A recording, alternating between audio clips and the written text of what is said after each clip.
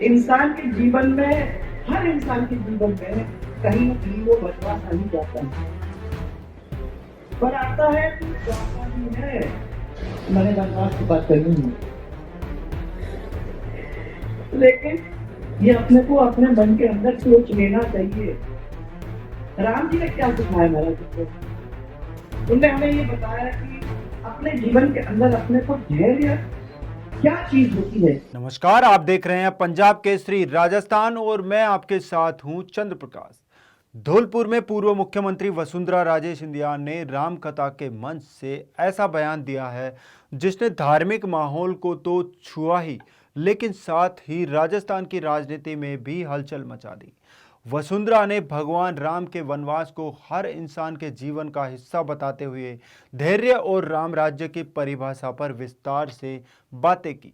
लेकिन अब इन धार्मिक बयानों को सियासी चश्मे से भी देखा जा रहा है। आखिर वसुंधरा राजे का यह बयान धार्मिक था या इसके पीछे छिपे हैं राजनीतिक संकेत? देखिए हमारी रिपोर्ट। धौलपुर की राम कथा में मंच पर बैठी राजस्थान के पूर्व सीएम वसुंधरा राजे सिंधिया बोल राम कथा के अंदाज धार्मिक, लेकिन संदेश ऐसे जिन पर सियासी हलकों में चर्चाओं का दौर तेज हो गया है। वसुंधरा राजे ने कहा कि भगवान राम का वनवास सिर्फ एक धार्मिक प्रसंग नहीं, बल्कि हर इंसान के जीवन का हिस्सा है। उनका कहना था कि वनवास स्थायी नहीं है, आता है तो चला भी जाता है। यही धैर्य हमें भगवान राम से सीखना चाहिए।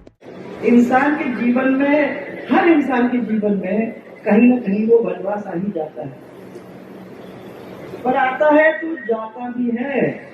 वसुंधरा ने राम राज्य की परिभाषा भी सुनाई। कहा कि राम राज्य का मतलब है 36 कौम का एक साथ रहना, मिलजुल कर आगे बढ़ना और परिवार की तरह समाज को सींचना। मैंने वनवास की बात करनी है,